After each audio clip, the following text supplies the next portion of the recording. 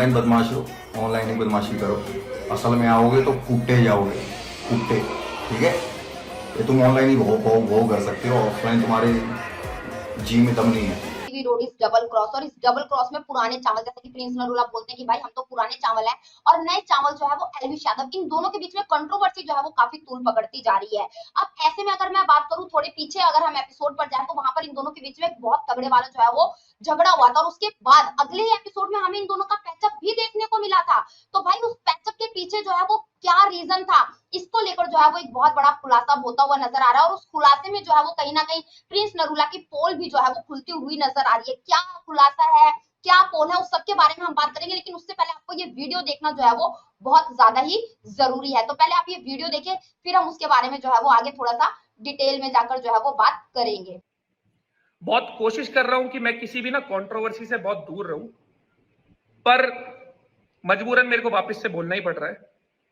बोलना भी इसलिए पड़ रहा है क्योंकि वो मैं ही था जिसने दोनों के बीच में सुलहनामा कराया था, इवन दो ये चीजें कभी बाहर आई नहीं। पर अभी जो एक फेक नैरेटिव सेट करा जा रहा है ना कि हम तुम्हारे एरिया में आ गए, तुम्हें दबा के चले गए, कुछ नहीं हुआ। हमने कभी भी आपको गुड़गांव नहीं बुलाया, आपने अपने दोस्त के होटल पे हमको बुलाया, लोकेशन हमारे पास आई, जहां पहले मैं पहुंचा और फिर एलविश अपने 3-4 लोगों के साथ पहुंचा।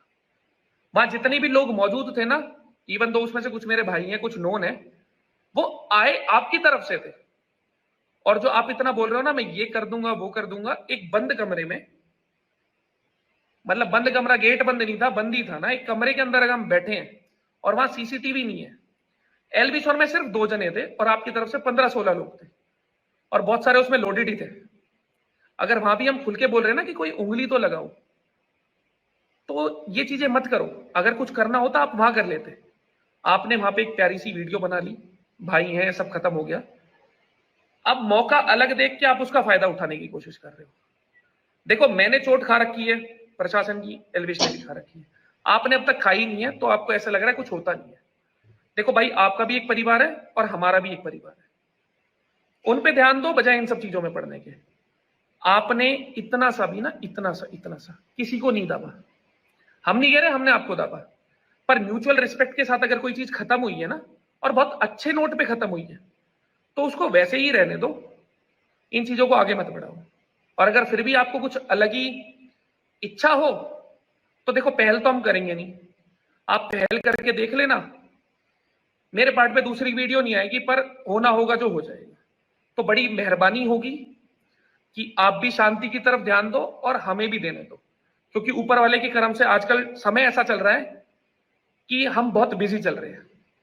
बड़ी मेहरबानी होगी।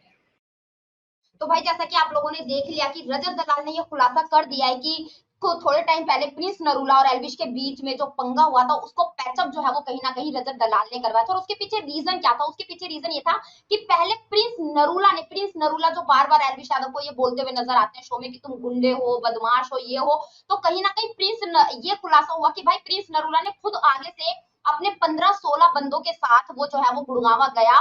गुड़गांव में जाकर जो है वो उसने एक अपने दोस्त का होटल था, उस होटल में जो है वो उसने एलविश यादव को जो है वो बुलाया।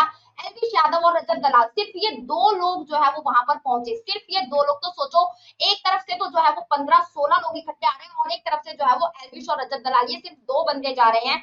और वहां पर जो है वो एक कमरे में बैठकर इन्होंने लोगों ने आपस में बातचीत की, चीजें जो है वो सॉर्ट आउट हो गई। हमने एक वीडियो भी देखा था जिसमें प्रिंस ये बोलता हुआ नजर आ रहा था कि ये तो मेरा छोटा भाई है, समथिंग, और ये सारी चीजें, तो इन दोनों के बीच में कहीं ना कहीं पैचअप हो गया था। अब हम यहाँ पर क्या देखते हैं भाई पिछले एपिसोड में कि प्रिंस नरूला फिर से दोबारा से आकर जो है वो एलविश यादव को पोक करता है, और पोक करके जो है वो ये बोलता हुआ भी नजर आता है कि हम तेरे इलाके में आए थे। तो ये कहीं ना कहीं बहुत बड़ा खुलासा जो है वो होता हुआ नजर आ रहा है कि वहां पर जो ये इलाके में गए थे, वहां पर एलविश ने जो है वो प्रिंस को नहीं बुलाया था।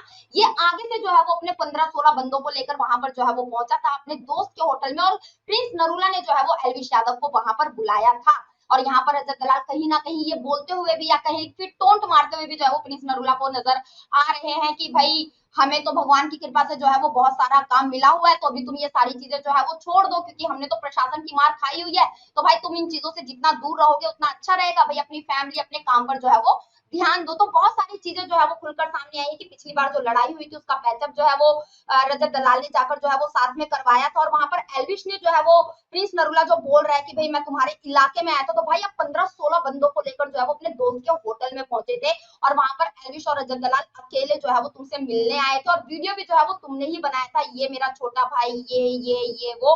और लास्ट एपिसोड में जो है वो प्रिंस नरूला ही जो है वो एल्विश को पोक कर रहा है कि भाई हम तो तुम्हारे इलाके में आए थे और तुमने जो है वो हमारा कुछ भी नहीं उखाड़ा। तो चीजें यहाँ पर बिल्कुल जो है वो शीशे की तरह साफ दिखाई दे रही कि कहीं ना कहीं प्रिंस नरूला जो है वो बहुत ज्यादा हाइप जो है वो लेने की कोशिश कर रहा है एल्विश यादव के नाम पर, ऐसा मुझे लग रहा है। लेकिन आपको क्या लग रहा है, प्लीज हमें हमारे कमेंट बॉक्स में कमेंट करके जरूर बताइएगा, और सारे लेटेस्ट अपडेट के लिए हमारे चैनल बोल फटाफट को सब्सक्राइब कीजिए, वीडियो को लाइक कीजिए और ज्यादा से ज्यादा शेयर कीजिए। मिलते हैं आपसे नेक्स्ट वीडियो में।